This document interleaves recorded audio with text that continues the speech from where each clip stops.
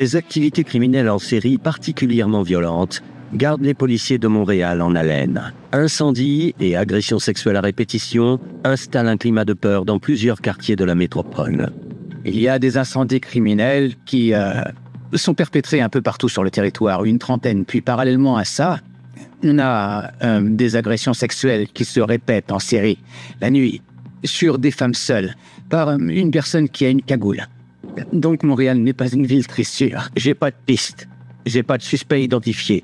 Je cherche quelqu'un sans avoir la moindre idée sur l'endroit où je peux trouver un suspect.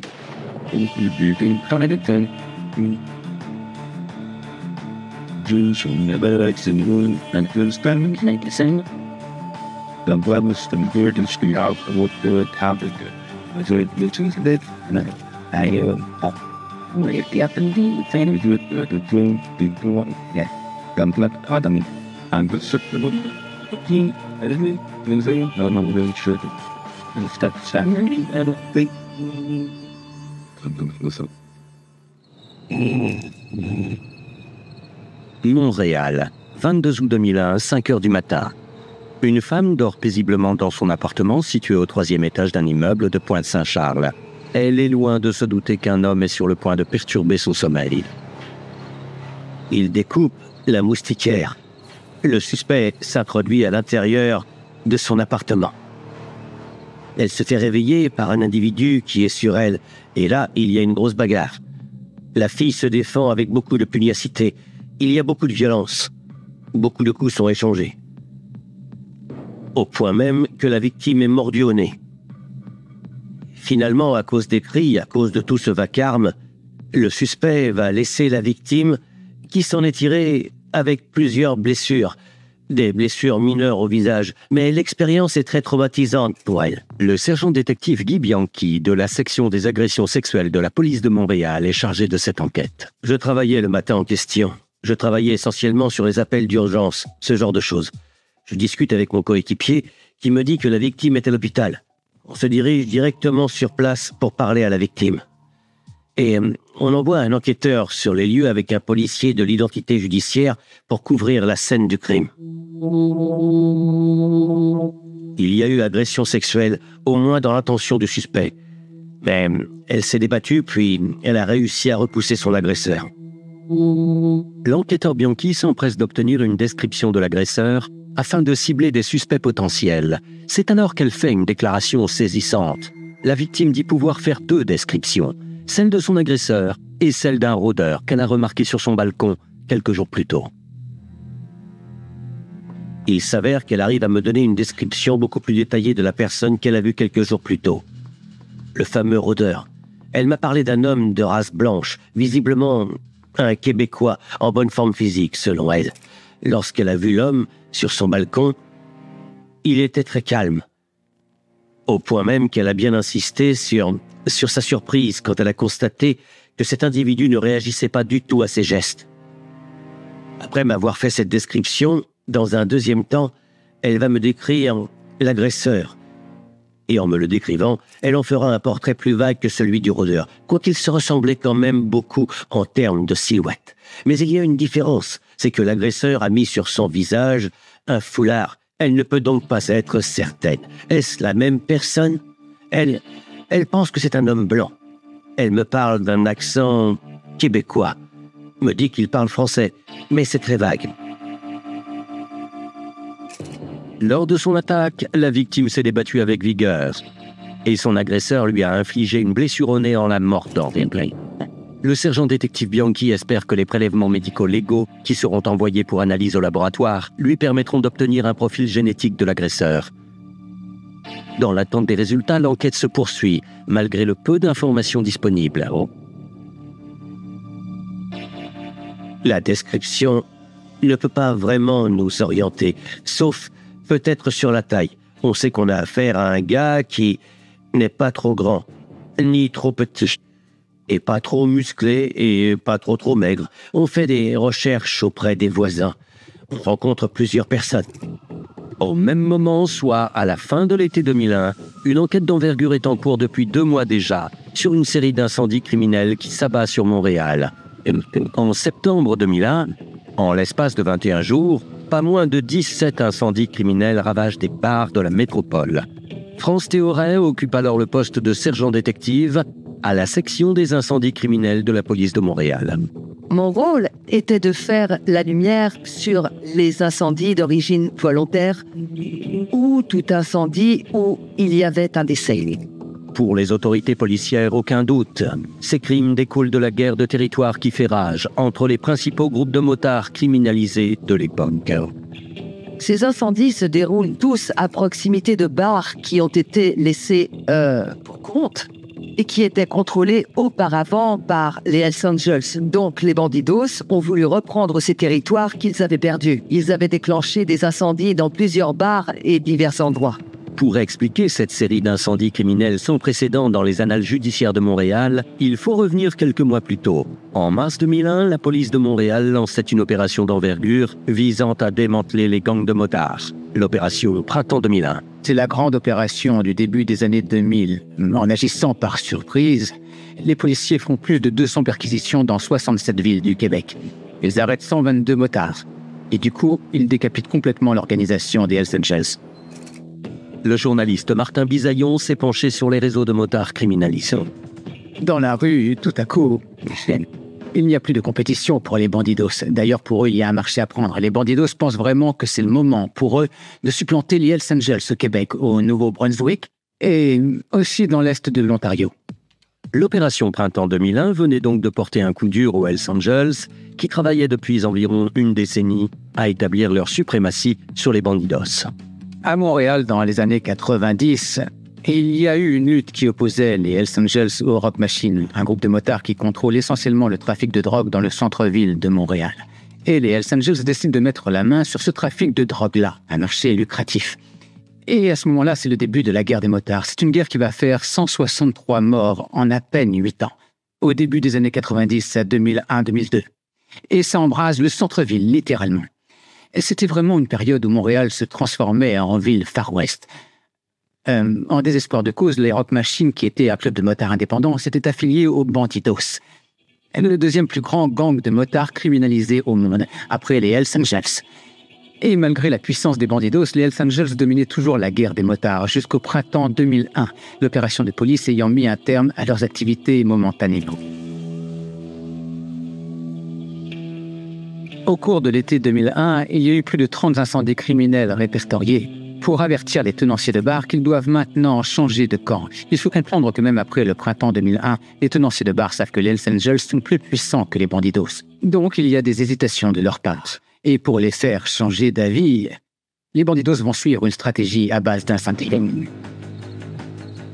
Les enquêteurs remarquent que le même modus operandi se répète systématiquement dans tous les cas d'incendies criminels. L'essence était simplement déversée ou des sacs contenant de l'essence étaient déversés dans les cages d'escalier ou devant l'entrée des bars.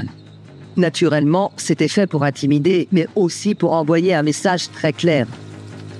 Le printemps 2001, c'est un peu comme si l'arbitre comme s'il avait expulsé 2 équipes de hockey sur glace de la patinoire momentanément. Donc les Bandidos vont essayer d'occuper le plus de territoire possible. Et ils s'en prennent de manière évidemment violente, à la manière des motards. C'est-à-dire qu'au début, on donne un avertissement. Est-ce que tu veux travailler avec nous? Sinon, ça va se régler à coups de batte de baseball, mais on va incendier ton commerce. Au cours de l'été 2001, les enquêteurs de la section des incendies criminels accumulent les indices. Malheureusement, aucune preuve ne permet de relayer les incendies à des individus en particulier. Le procureur Maître Jacques Dagenet est chargé du dossier d'incendie criminel.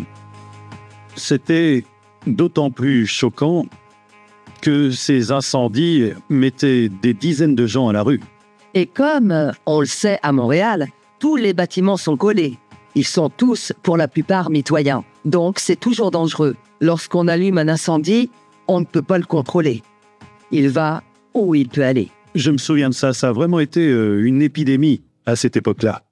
Devant cette flambée de violence, les autorités policières mettent en place un nouveau type d'enquête, le projet Staircase.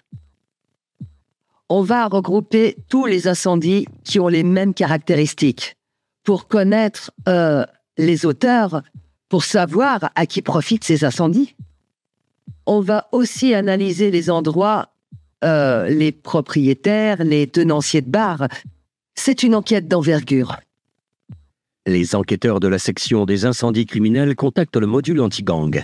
Ce module leur fournit des renseignements sur les divers groupes qui luttent pour le contrôle du territoire, et donc sur des suspects potentiels.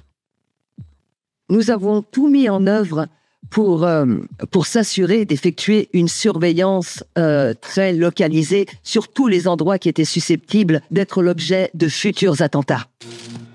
Fin septembre 2001, l'enquêteur Bianchi est appelé à enquêter sur une agression sexuelle particulièrement violente. Le deuxième survenu en un mois dans le quartier Pointe-Saint-Charles. La situation est alarmante. J'ai alors l'intime conviction qu'on a affaire à un criminel en série. En septembre 2001, la ville de Montréal est aux prises avec une série d'incendies criminels qui ont ravagé des dizaines de bars dans le cadre de la guerre des motards criminalisés. Au même moment, à la fin du mois de septembre, le sergent détective Guy Bianchi et son collègue sont appelés pour enquêter sur une deuxième agression sexuelle, survenue en un mois dans le quartier Pointe-Saint-Charles.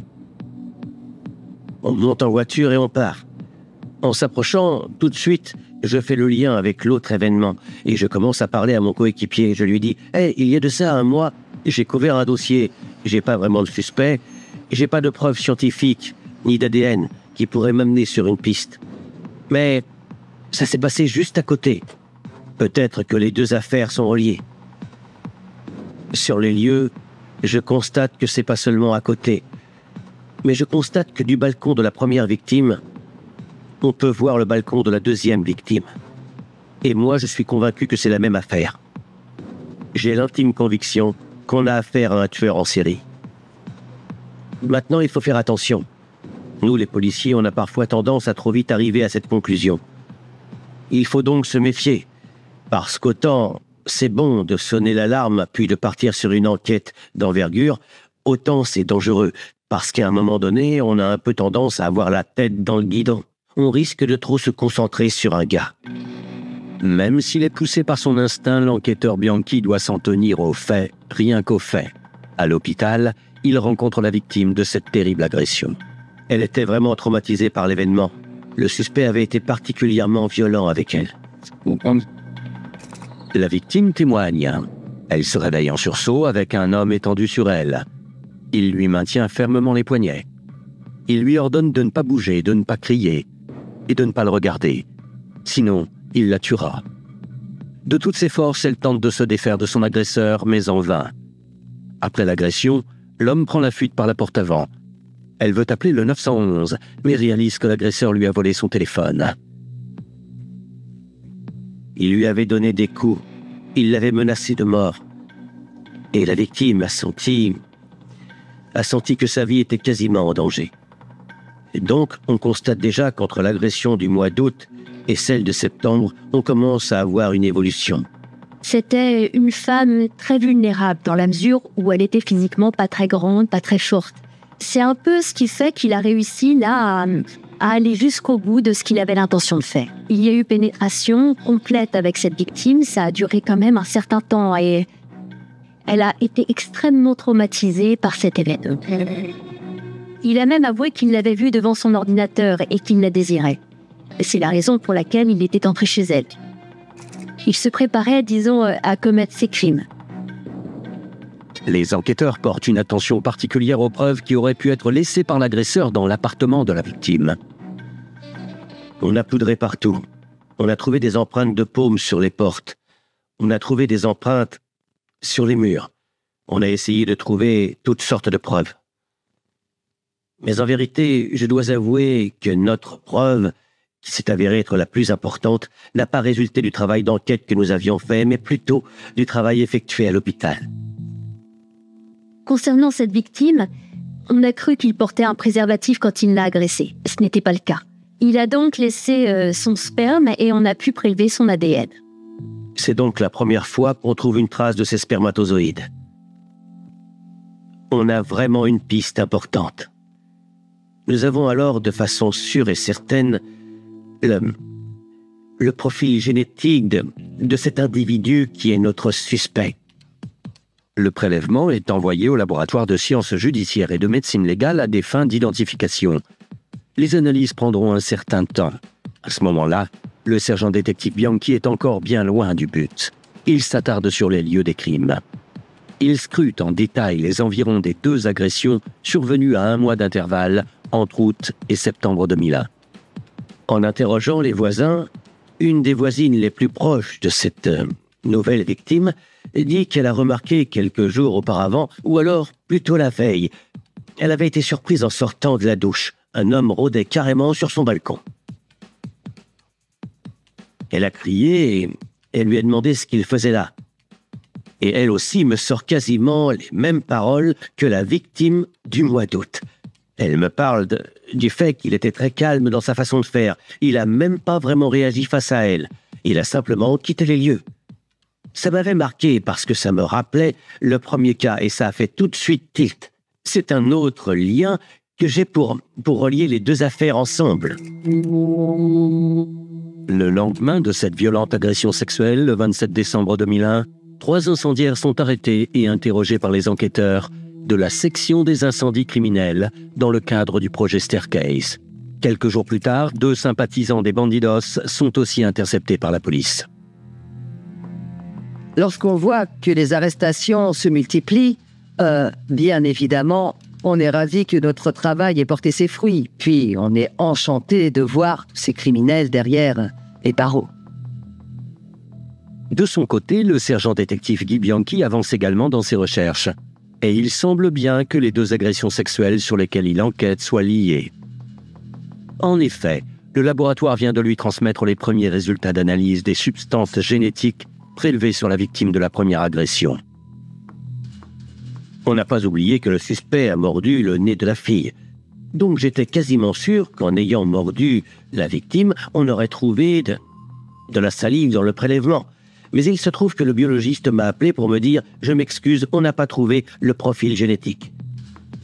Je suis un petit peu déçu, parce que j'ai pas de piste, j'ai pas de suspect identifié. Je cherche une personne sans avoir la moindre idée de l'endroit où je peux trouver un suspect. Les nouvelles sont toutefois meilleures concernant le prélèvement effectué sur la victime de la 2e agression, soit celle du mois de septembre. Un profil génétique mâle est identifié. En revanche, ce profil est inconnu. Il appartient donc à un individu qui n'est pas fiché.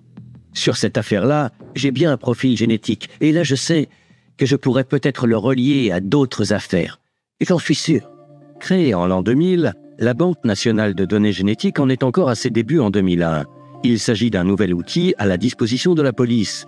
Un outil qui facilite le processus d'identification d'auteurs de crimes graves et qui permet aussi de lever le doute sur les personnes innocentes. Cette banque est constituée de 2 fichiers principaux. Le fichier des condamnés, où sont conservés les profils génétiques de personnes déjà condamnées pour des infractions, et le fichier de criminalistique, qui contient les échantillons et profils prélevés lors d'une enquête sur les lieux du crime. Il s'agit donc d'un outil de conservation et de comparaison des données génétiques. À l'époque de ces affaires, nous savons tous que la banque de données ADN existe. On sait qu'elle est là. Mais c'est ma première expérience avec la banque de données proprement dite. Et ce que je vais apprendre plus tard, c'est que c'est pas instantané. Aujourd'hui, c'est bien plus rapide. Mais à l'époque, on avait des délais. Les délais pour faire les tests prenaient de quelques semaines à quelques mois. Le 5 octobre 2001, à peine une semaine après la dernière agression, le présumé prédateur sexuel frappe encore, cette fois dans le quartier de la Petite Bourgogne, à Montréal. Il est 3 heures du matin. Une femme est réveillée en sursaut par un homme qui tente de se coucher sur elle. Le même modus operandi semble se répéter une fois de plus. Un inconnu est entré de force. La victime s'est débattue avec le suspect. Elle lui a donné des coups. Elle l'a mordu. Cette fois-ci, c'est elle-même qui a mordu le suspect en se défendant. Elle a réussi à faire fuir son agresseur. Il a quand même tenté de la violer, mais il n'est pas arrivé à ses fins cette fois-ci. Pour le sergent détective Bianchi, la thèse du prédateur sexuel en série se confirme. L'appartement de la victime est passé au peigne fin à la recherche d'indices. Coup de chance pour l'enquêteur. Cette fois-ci, le suspect a laissé un indice considérable derrière lui. Il s'est cogné, et c'est à cet endroit-là qu'on trouvera du sang. L'été 2001 est une période particulièrement sombre pour la ville de Montréal. Des incendies à répétition ciblant les bars, ravage des dizaines d'établissements dans le cadre de la guerre des motards. Et dans l'ouest de la ville, un dangereux prédateur sexuel attaque les femmes seules à leur domicile. Et le suspect court toujours. Pendant l'été 2001, Montréal n'est pas une ville très sûre. Il y a des incendies criminels qui sont perpétrés un peu partout sur le territoire, une trentaine. Puis parallèlement à ça, on a des agressions sexuelles qui se répètent en série, la nuit, sur des femmes seules par une personne portant une cagoule.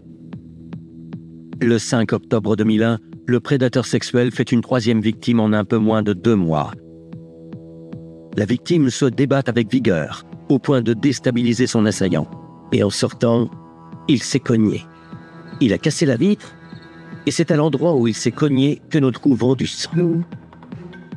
L'enquêteur Guy Bianchi espère qu'il y aura suffisamment de substances corporelles laissées par le suspect sur la scène de crime pour en extraire de l'ADN. Cela permettrait d'obtenir un profil génétique dans le but d'établir son identité.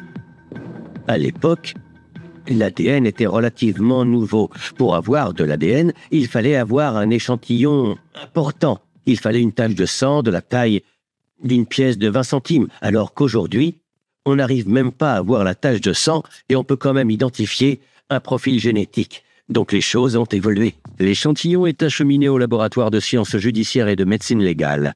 Quant à la description du suspect recherché, elle se précise. Entre autres, nous avons demandé aux agents qui patrouillent en ville d'ouvrir l'œil. On insiste sur le fait qu'on pense que l'individu est blessé quelque part au visage, peut-être à la tête.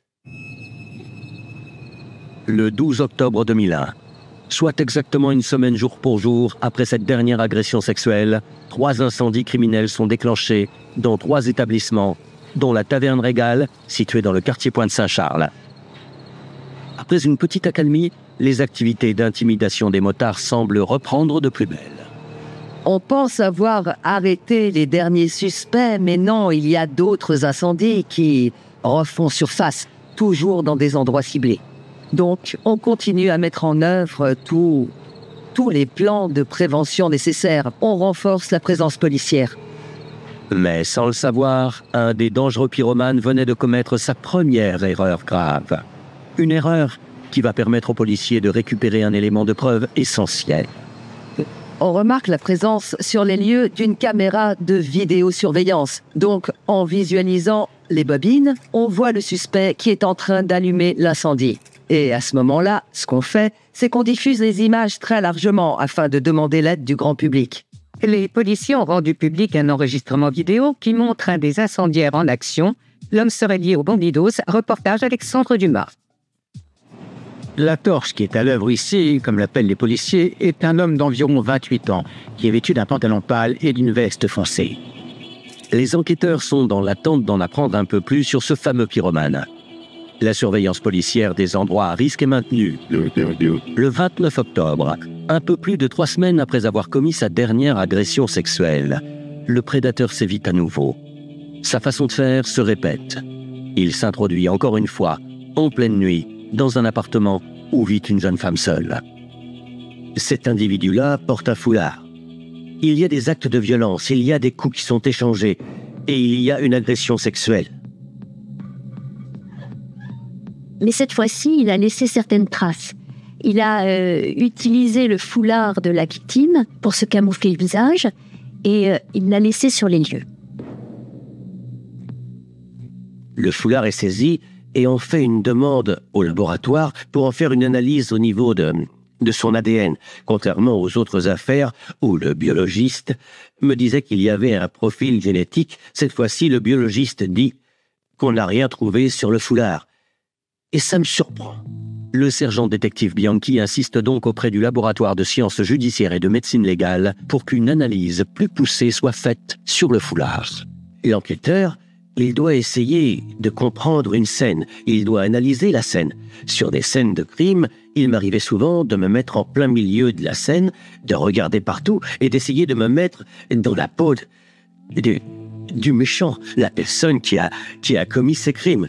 Alors, j'ai un foulard qui couvre ma bouche et je me promène et rien qu'en mettant ma main devant ma bouche, j'arrive à ressentir la laine et la salive qui se dépose.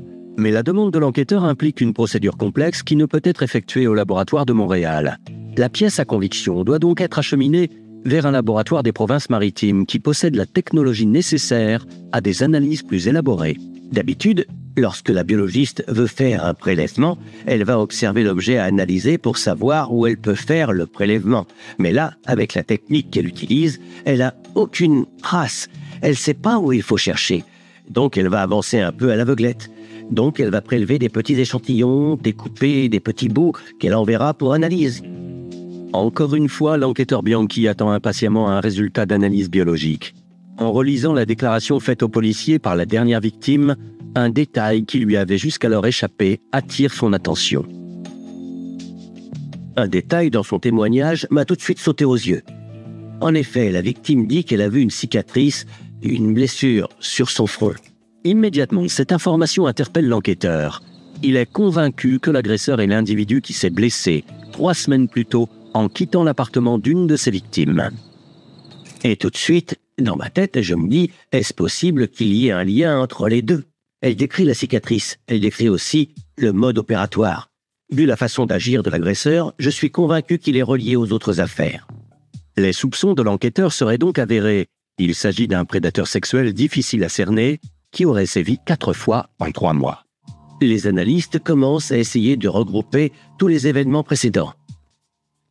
Et ils commencent à dire « Je pense que ton suspect pourrait bien être une seule personne. » On regarde le mode opératoire, on regarde la description physique des témoignages. Le lendemain de cette dernière agression, l'enquêteur Guy Bianchi est informé qu'une agression sexuelle survenue quelques mois plus tôt, le 29 mai à Verdun, correspond au modus operandi de celles sur lesquelles il enquête déjà. Tout d'abord traité comme un cas isolé, cette 5e agression vient s'ajouter au dossier.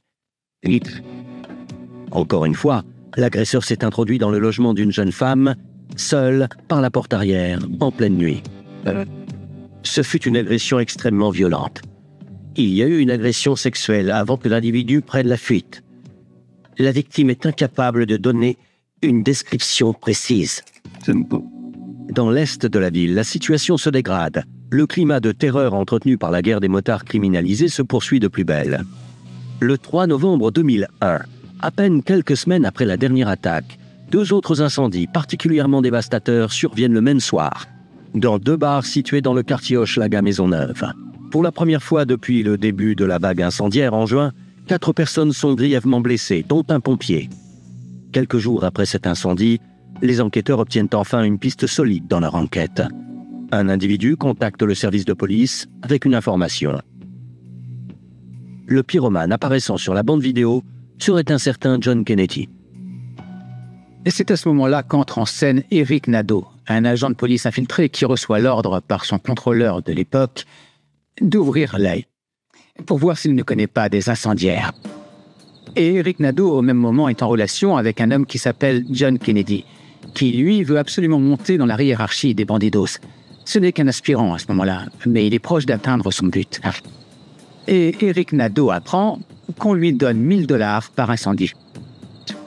Rapidement, les enquêteurs se renseignent sur ce fameux John Kennedy. Il serait sympathisant des bandidos. L'information semble donc tenir la route.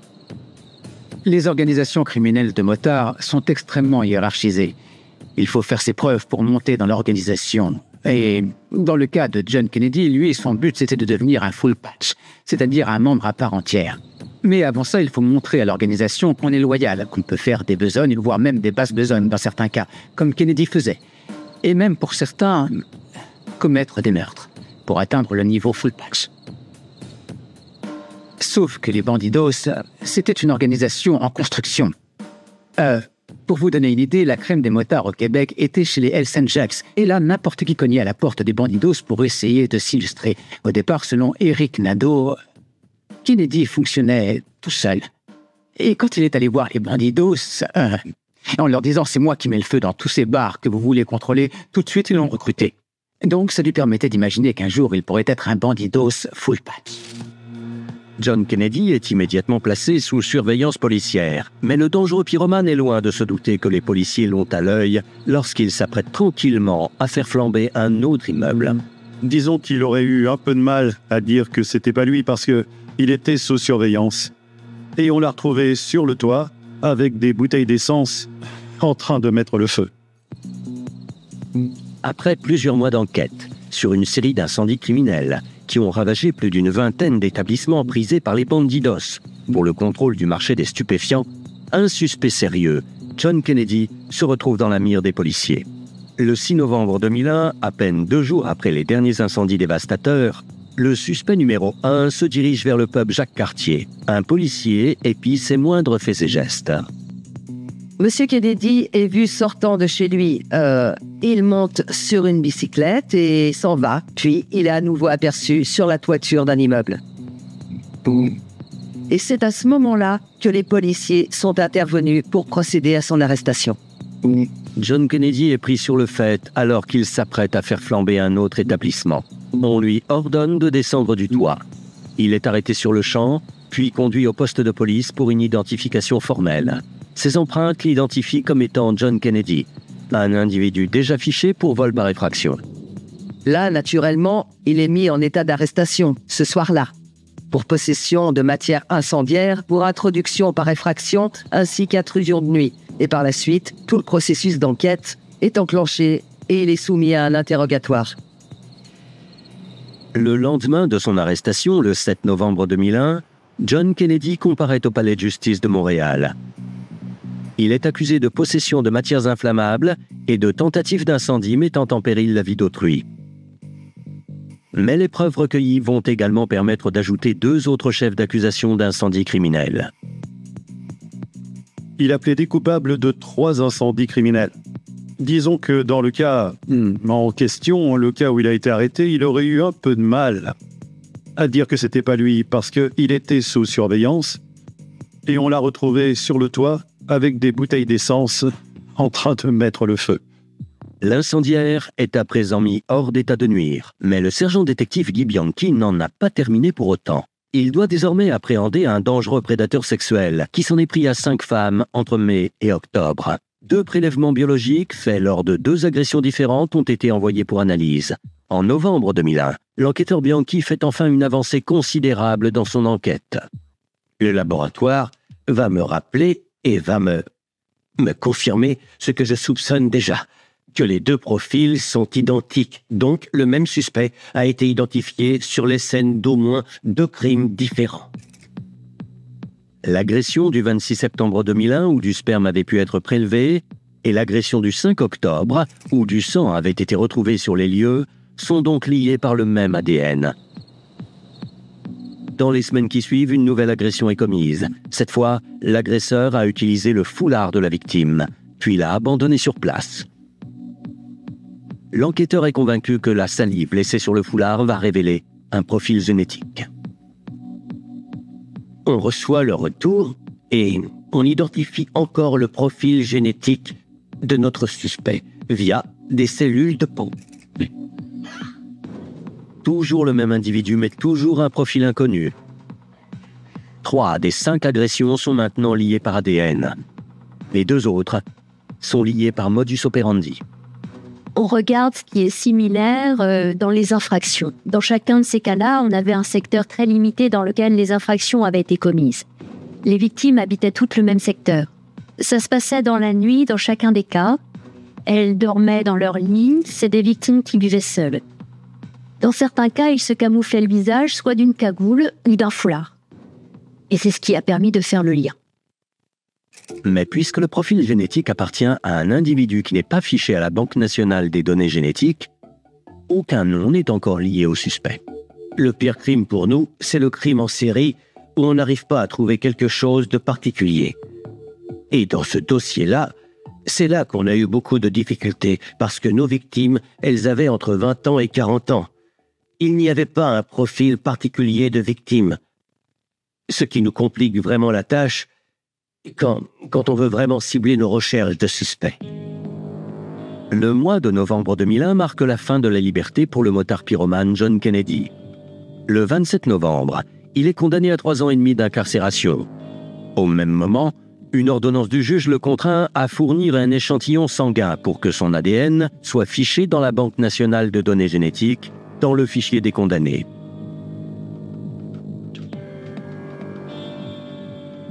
La loi a évolué avec le temps, dans le sens où maintenant, il y a beaucoup plus d'infractions pour lesquelles on peut demander l'ADN de quelqu'un.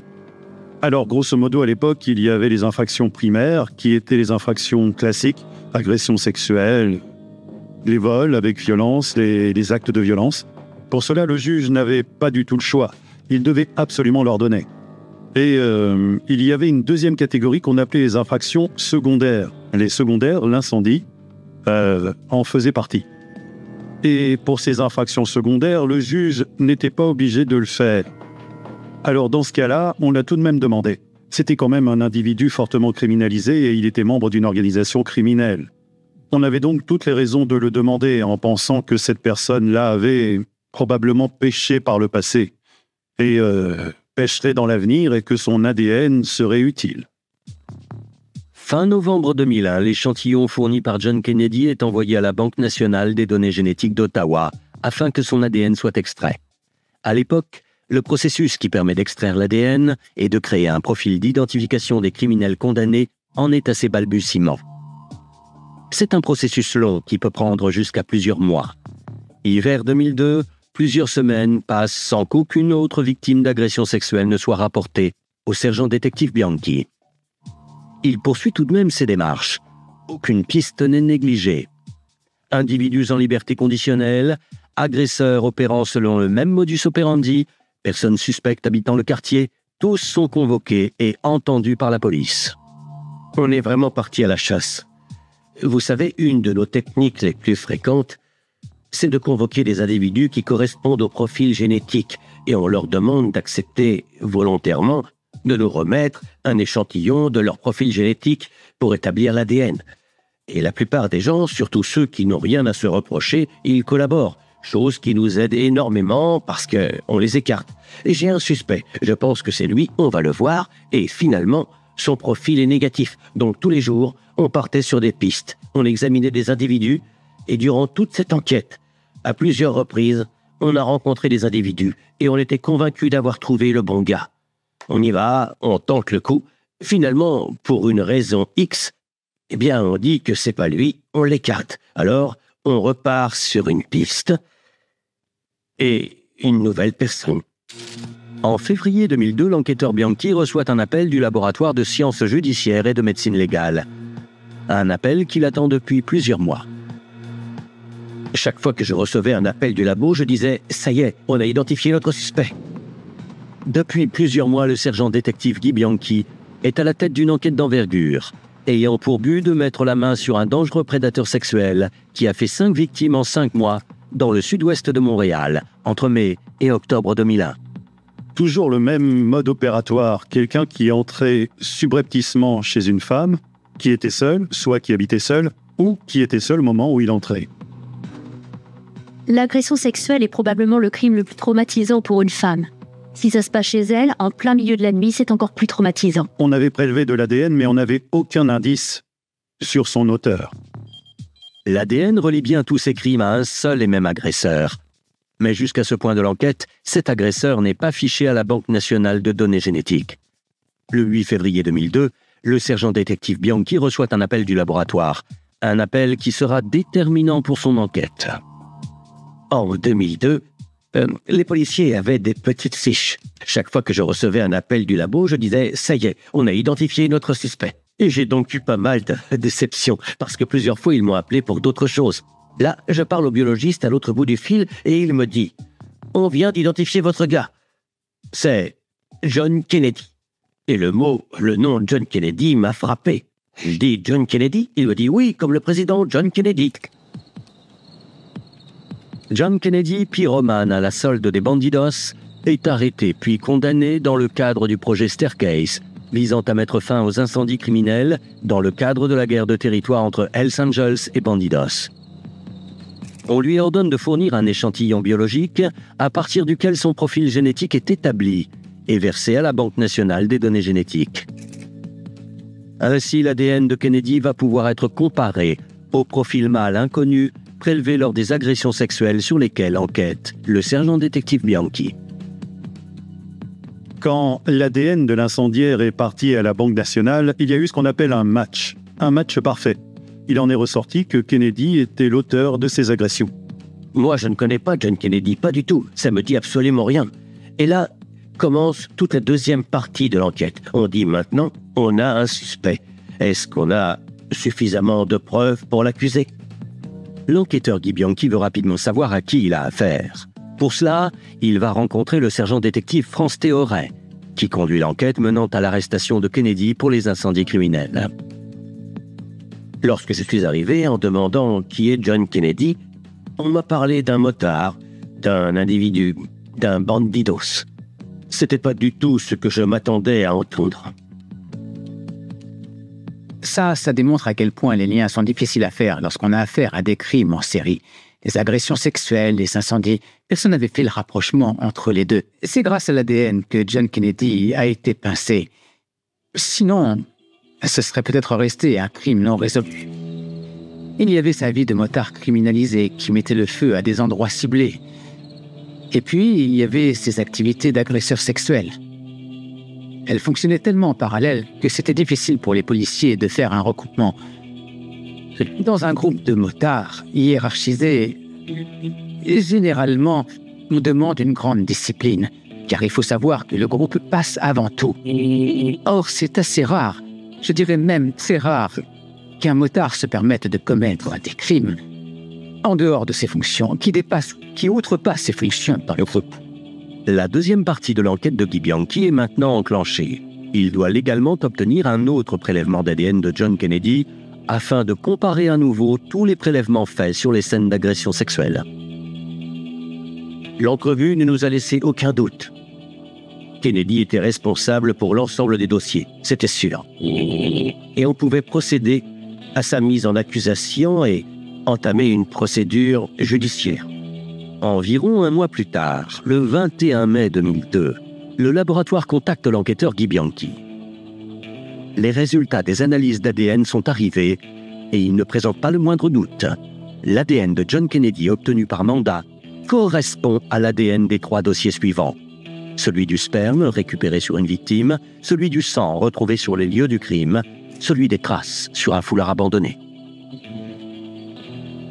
Je vous dirais que ça a soulagé les victimes, que nous leur annoncions qu'il avait enfin été arrêté, parce que nous étions parvenus à prélever son ADN et qu'on avait pu l'identifier. C'est surtout ne pas pouvoir identifier l'individu qui les inquiétait, car elles s'imaginaient que si elles le croisaient dans la rue, elles ne pourraient pas le reconnaître. Ce qui est impressionnant dans ce dossier-là, de mémoire, c'est que ce fut un des premiers cas au Canada dans lequel la Banque génétique nationale, de concert avec la Banque du laboratoire de sciences judiciaires et de médecine légale, grâce à un profil trouvé sur les lieux, ont réussi à établir une correspondance ADN. Je me rappelle que moi, j'avais trouvé ça assez extraordinaire qu'on puisse résoudre les crimes de cette façon-là. Le 29 mai 2002, John Kennedy est formellement accusé d'agression sexuelle, de vol, d'introduction par effraction et de voies de fait. Près d'un an plus tard, le 12 février 2003, John Kennedy plaide coupable. Il est probablement certain que la preuve et le mode opératoire qui était similaire pour les deux affaires ont probablement influencé M. Kennedy à plaider coupable ce matin-là. Donc c'était une belle victoire pour les victimes.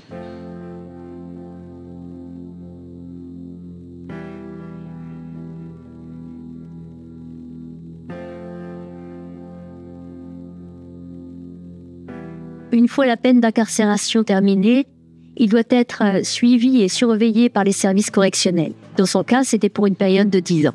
C'est vraiment payant ce genre de partenariat avec nos amis, nos collègues des sections scientifiques. Il y a beaucoup de travail fait par un personnel de l'ombre qu'on ne voit jamais. Entre autres, les techniciens de l'identité qui, dans ce dossier-là, vont jouer un rôle très important parce que finalement, c'est eux qui vont aller chercher la preuve qui nous a permis de résoudre toute cette série de crimes très complexes.